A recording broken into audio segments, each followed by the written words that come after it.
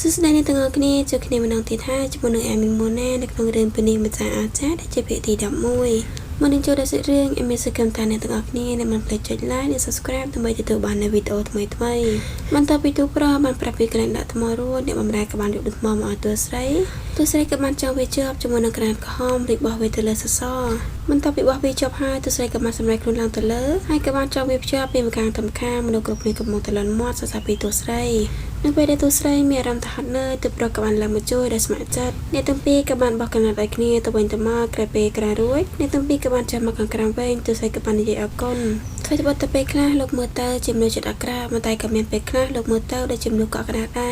រឥឡូវនេះពិធីជប់លៀងអាចបន្តបានហើយទូប្រក៏រៀងអៀនបន្តិចដែរមនុស្សគ្រប់គ្នាក៏បានដើរចូលក្នុងរោងដែលទូសិនទូប្របានធ្វើហើយបុត្រាមូក៏បានដើរមកសរសើរតួស្រ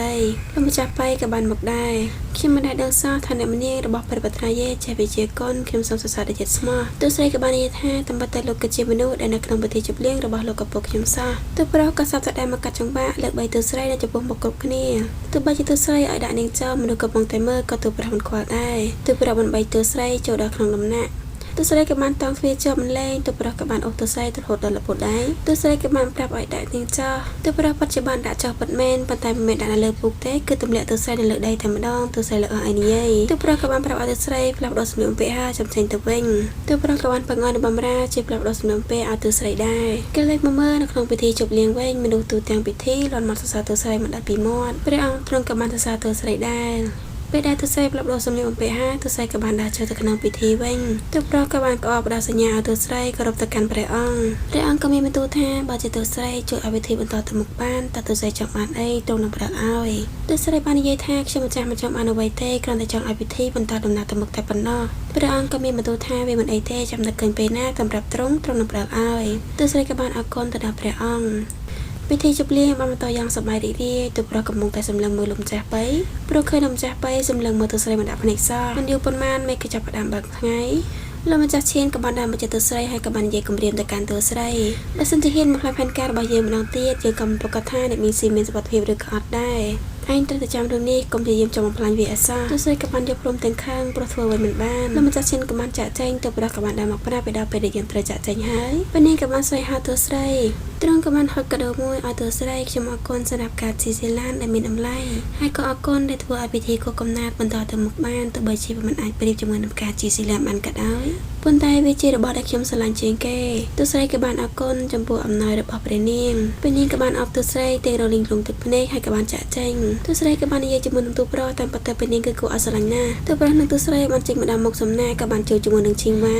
នក៏បាននិយាយអរគុណទៅកាន់ទស្ស័យក៏សួរហើយបានជាអរគុណខ្ញុំឈីងវ៉ានក៏បាននិយាយថាព្រោះតែទស្ស័យបានជួយយកកាបូពីចៅការពីលើកមុននៅក្នុងកាបូមានរបស់ដែលពុករបស់នាងមិនសល់ទុកឲ្យមុនក៏ស្លាប់ពេលដែលទស្ស័យបានមើលបន្តនោះទស្ស័យក៏បានឃើញថាវាក៏មានធម៌ពលអាក្រក់ឈីងវ៉ានក៏បានក្អកទូប្រក៏បានសួរថ្មីនេះឈីងវ៉ានបានលាបស្នាមទីងតើឬក៏អត់នាងបំរើក៏បានប្រាប់នាងតែទៅលាបស្នាមជាប្រចាំមិនដែលកាខាំម្ដងណាឡើយទស្ស័យក៏បានគិតប្រហែលជាមកពីបន្តនេះហើយដែលជាអត្តពលដល់ឈីងវ៉ានរហូតដល់នាងមានជំងឺទ្រុឌទ្រោមទស្ស័យក៏សួរទៅឈីងវ៉ានបានមិនទោះខុសអីទេតែខ្ញុំអាចពិនិត្យមើលជីវចររបស់នាងបានឬក៏អត់ទើបប្រក៏បានសួរថានាងចង់ធ្វើអីទស្ស័យថាទោះបីជាខ្ញុំមិនមែនជាគ្រូពេទ្យក៏មិនប្រកាសថាខ្ញុំមិនអាចព្យាបាលនាងបានដែរស្ថានភាពជំងឺរបស់នាងនៅពេលនេះខ្ញុំអាចព្យាបាលបានទស្ស័យក៏បានសូមខ្ចីបន្តពីឈីងវ៉ានក៏បានឲ្យពីមិនអីទេបើមិនមែនដោយសារតែអ្នកខ្ញុំក៏មិនអាចបានវាត្រឡប់មកវិញដែរឈីងវ៉ានក៏បានហុចបន្តឲ្យទៅទស្ស័យបានមើលបន្តនេះហើយក៏បានគិតថាវាដោយសារតែបន្តនេះហើយទៅគ្រួសារណានតែងតែមានរឿងមិនល្អទស្ស័យក៏បានសូមឲ្យឈីងវ៉ានពាក់ខ្សែអង្កាំពណ៌សដែលយកមកពីវត្តអារាមចាំពេលដែលមានអារម្មណ៍ថាធ្វើស្បែកហើយចាំមករកខ្ញុំនៅសំណាក់ឈីងវ៉ានក៏បានយល់ព្រមពេលនៅក្នុងរថសេះទូប្រក៏បានសួរតែនាងកំពុងតែមានចេតនាអីនាងក៏ដឹងថាវាគឺជារបស់តែមួយគត់ដែលលោកម្ចាស់ណានបានប្រគល់ឲ្យនាងបើមិនមែនដោយសារតែតាកចាស់ឈេនបានដោះហត់សេះនឹងកងទ័ពលោកមេតបណានក៏មិនស្លាប់ដែរខ្ញុំប្រកាសថាគេត្រូវតែសងទោះបីជានាងជាកូនស្រីរបស់គេក៏ដោយក៏ខ្ញុំមិនលើកលែងដែរបើមិនមែនដោយសារតែខ្ញុំមានចិត្តមេត្តានាងក៏មិនអាចរស់នៅបានយូរដល់ម្លឹកដែរយល់ល្អនាងគួរតែនៅឆ្ងាយពីបានទៅទស្ស័យក៏បានឆ្លើយថាខ្ញុំមិនអាចនៅឆ្ងាយពីអ្នកជំងឺបានទេខ្ញុំត្រូវតែព្យាបាលនាងខ្ញុំមិនមែនជាពុករបស់ខ្ញុំទេខ្ញុំគឺជាខ្ញុំមិនអាចអង្គុយស្ងៀមឃើញនាងឈឺបែបនេះបានទេពួកយើងមិនដែលស្គាល់គ្នាអ្នកណាម្នាក់ស្គាល់អ្នកណាច្បាស់ជាអ្នកណាទេលោកបានប្រាគំនុំដើម្បីវិនិច្ឆ័យខ្ញុ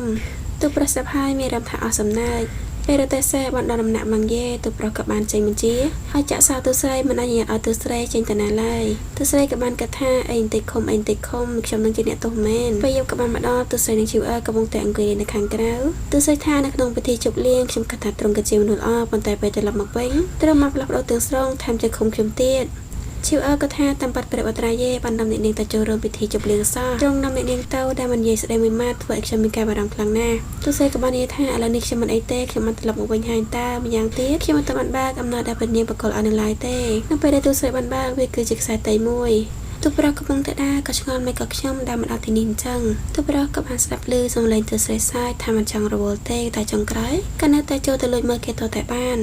ទូប្រុសក៏បានសម្លឹងឃើញទូស្រីកំពុងតែហាត់បែកខ្សែតៃយ៉ាងសប្បាយរីករាយប្រៀបដូចជាទេពធីតាដែលធ្លាក់ពីលើឋានសួគ៌អញ្ចឹងទូប្រុសបានឈរមើលផ្លិតឡើងយូរទូស្រីក៏បានសម្រាកទូស្រីនិយាយថានៅពេលដែលខ្ញុំជួបព្រះនាងខ្ញុំនឹងអរគុណទ្រង់ឲ្យបានល្អទូប្រុសក៏បានសម្រេចថាដើរចេញប៉ុន្តែជីវអើក៏បាននិយាយថាព្រះបត្រាបាននឹងអ្នកនាងទៅពិធីជប់លៀងមានន័យថាទ្រង់នៅតែខ្វល់ពីអ្នកនាងទូស្រីក៏បានឆ្លក់ទឹកទូប្រុសក៏បានឆ្លក់ដែរប៉ុន្តែឆ្លក់ទឹកមាត់ទូស្រីក៏បានហាមជីវអើមិនបាននិយាយពីទូប្រុសទេទ្រង់ជាមនុស្សអាក្រក់មានរឿងអីដែលទ្រង់មកខ្វល់ជាមួយនឹងខ្ញុំទេឲ្យតែនឹកឃើញដល់ទ្រង់ម្ដងណាខ្ញុំខឹងចង់ទៅចាប់ទ្រង់ចំហដូចជាអណ្ដែកទេអ្នកបម្រើថាប៉ុន្តែអ្នកនាងជាអ្នកនាងរបស់ព្រះបត្រាបើសិនជាអ្នកនាងធ្វើល្អដាក់ទ្រង់តែបន្តិចអ្នកទាំងពីរក៏អាចពឹងពាក់គ្នាទៅវិញទៅមកបានដែរទូស្រីក៏និយាយថាជីវអើ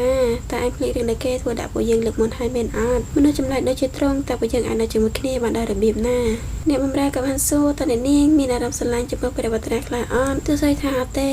ទូប្រុសក៏បានកាត់ឡោហើយខ្ញុំនឹងចាំមើលតែនាងអាចគេចពីខ្ញុំបានយូរប៉ុណ្ណាទូប្រុសក៏មកតែឆ្ងល់ពីខ្លួនឯងចេះលឺស្ដាប់អ្នកដទៃនិយាយគ្នាពីពេលណាមកសាររឿងពេលទី11ក៏ត្រូវបានកាត់ចប់ទៅត្រឹមនេះអេមីសូមអរគុណសម្រាប់ការទស្សនាពេលដើមរហូតដល់ចប់ហើយជួបគ្នាម្ដងទៀតនៅវីដេអូក្រោយបាយបាយ